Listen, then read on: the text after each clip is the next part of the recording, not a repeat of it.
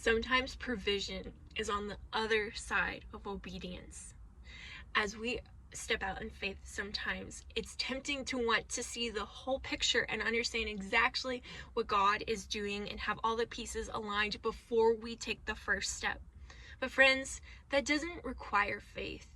And faith is what pleases God. So sometimes we have to step out knowing that we are in the will of God and we are doing what He's called us to do, that we're being obedient. And being obedient unlocks the provision for God's plan. That sometimes we have to take the step out of the boat in order to see what's next. We see this with Abraham, that Hebrews talks about that God saw Abraham's faith and it was counted to him as righteousness, that God asked Abraham to sacrifice his son Isaac.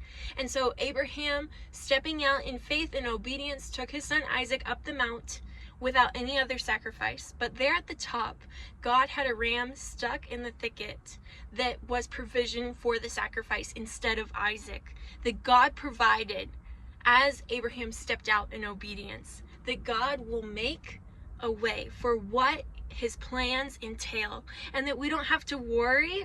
We can sit and trust Him, that we do our part, which is obedience, and we allow God to provide for what He is gonna do.